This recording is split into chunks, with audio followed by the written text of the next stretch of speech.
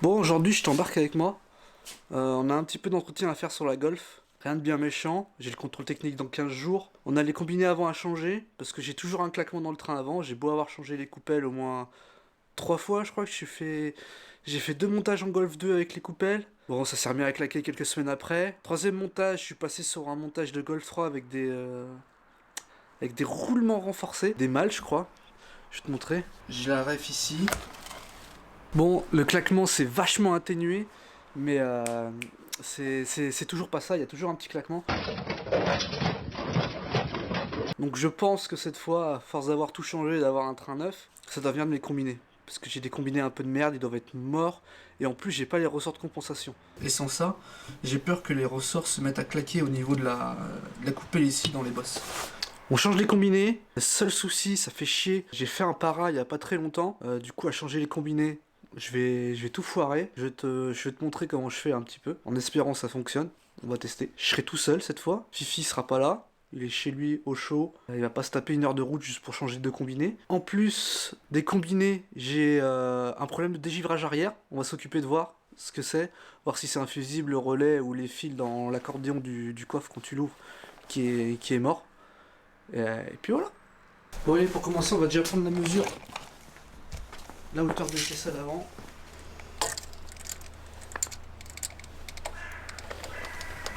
Je suis à combien?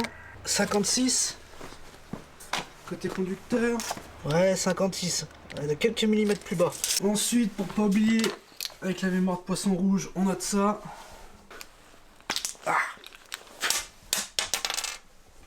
Alors, à l'avant, on est...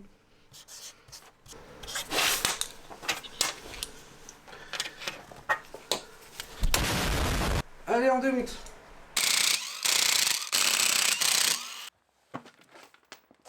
Tu vois, je pense que c'est ça mon petit problème de claquement. Je vais te montrer comment on va procéder pour la géométrie. Parce que franchement, j'ai pas envie de repayer une géo là-dessus. Donc déjà, il me faut les clés.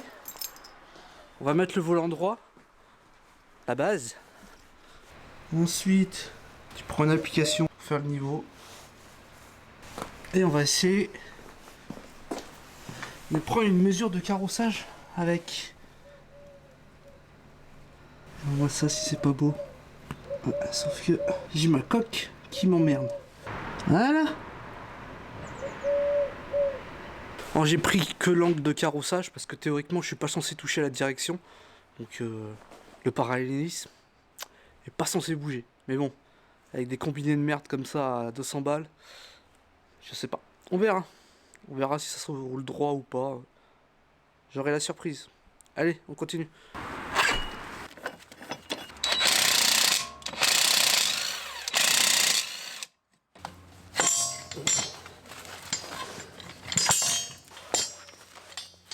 Bien sûr, il est resté en haut. Voilà.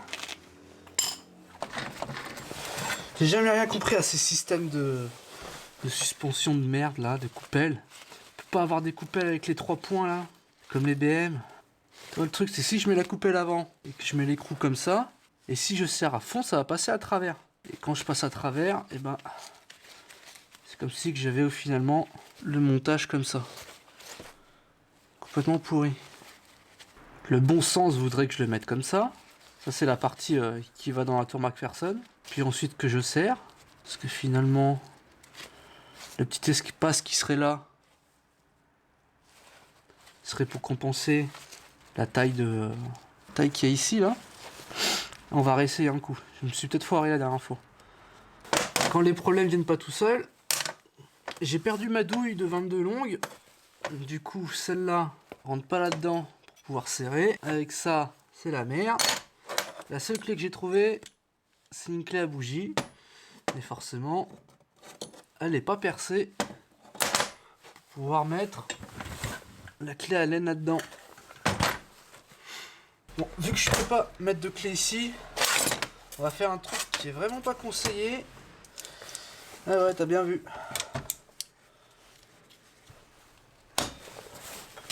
Bon, espérons que ça va tenir. J'espère que je puisse serrer un petit peu quand même. Là, ça tient, c'est bien. il tient.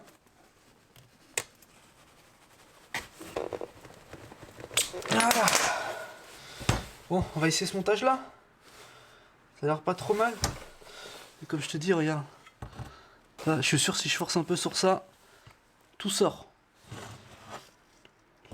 Niveau hauteur, on fera le réglage là-bas.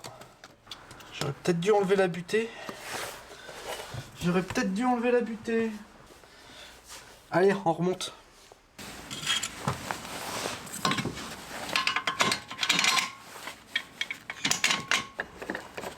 Ouais, on reprend l'application.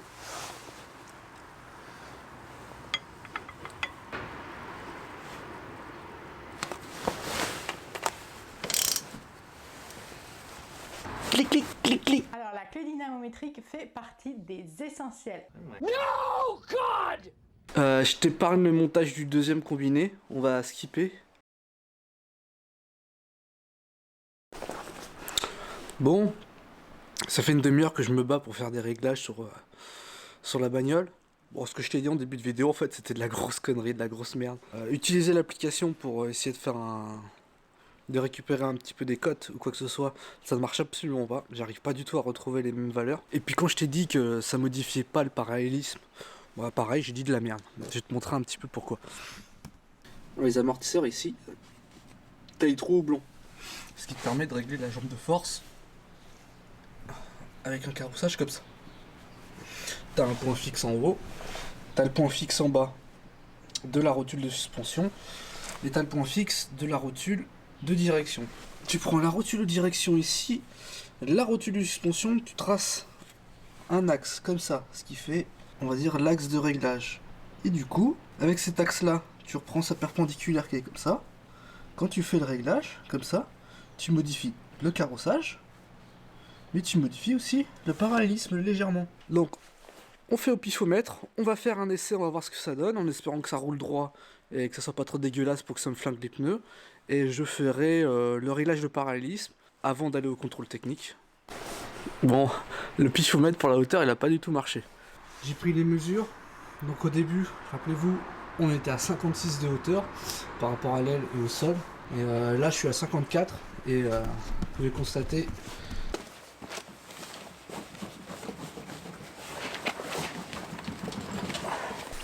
En fait, il n'y a pas de suspension, on est sur les butées, donc on la relève, je redémonte pas pour enlever les butées, je vais essayer avec le cutter de relever le soufflet et de couper à moitié la butée, ou avoir l'enlever complètement, et on la repose.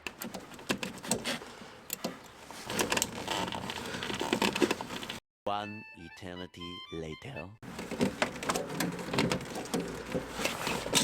Ouais!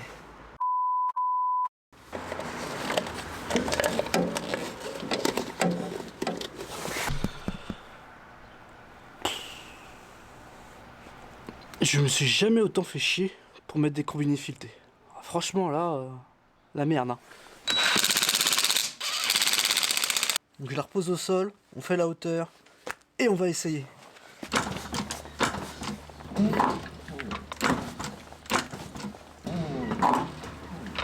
Bon allez, j'ai fini. Le réglage de hauteur je l'ai fait vite fait parce qu'on va aller faire un essai pour qu'elle soit tassée un petit peu. On croise les doigts pour que ça marche du premier coup, que ça roule droit.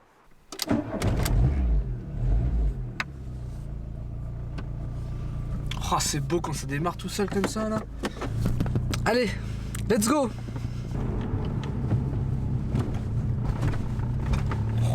Oh ya. Ah, le premier Dodan. Ah ouais, les anciens combinés, ils étaient complètement rincés. Merci pour le message.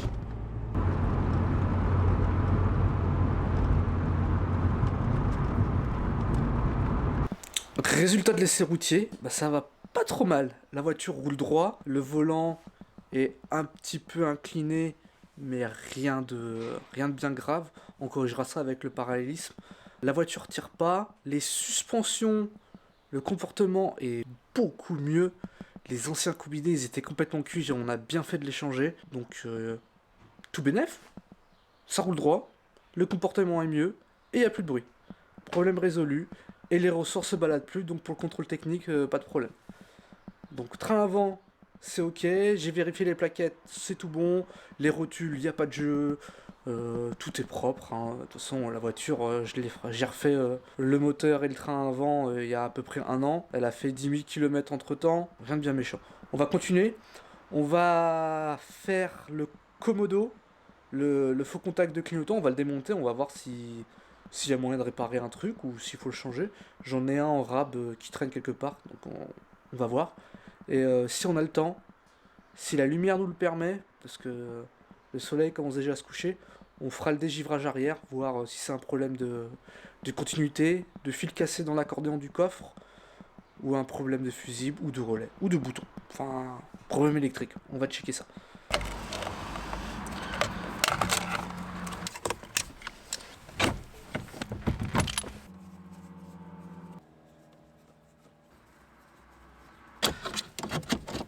Voilà.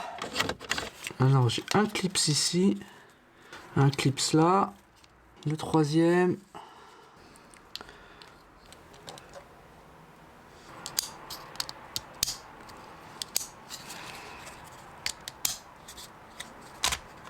Wow. Et voilà ce qui fait contact sur les platines. C'est ça. On nettoie tout ça. On va essayer de redresser, de les tordre légèrement pour que ça fasse un peu plus contact.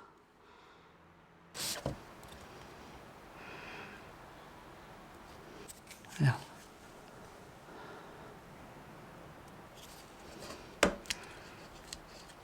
On va remettre un peu de graisse.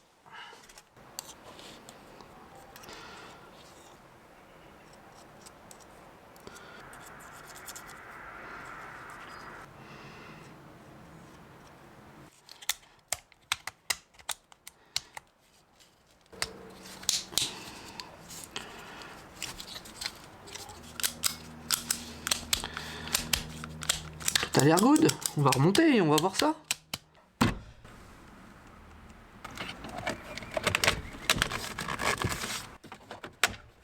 Bon, pendant qu'on y est, on va vérifier les fusibles pour le dégivrage arrière. J'espère que c'est juste un fusible parce que franchement là je commence à en avoir ras le cul.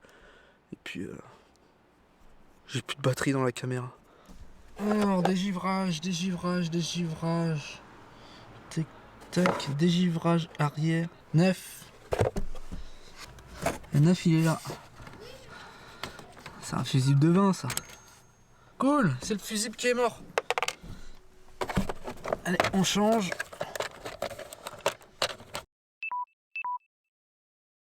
Donc là, pour ce soir, on s'arrête là. Je la passe au contrôle technique. Je fais le para. Dans la prochaine vidéo, je vous dis les résultats de tout ça, voir si c'est passé. Normalement, ça devrait passer tranquillement, mais on sait jamais. Le para, on va voir ce que ça dit. Je pense qu'il ne sera pas bon du tout, mais on va voir si mon piomètre est pas trop mal réglé. Et on va voir les valeurs de différence qu'on va avoir, parce que j'ai encore l'ancien rapport, et avec le nouveau, j'irai au même endroit, et puis on verra ce que ça donne. Moi maintenant, je vais poser mon cul sur le canapé, et je vous dis à la prochaine. A plus. So please, sarapakara, sarapakara, sarapakara, sarapakara, sarapakara,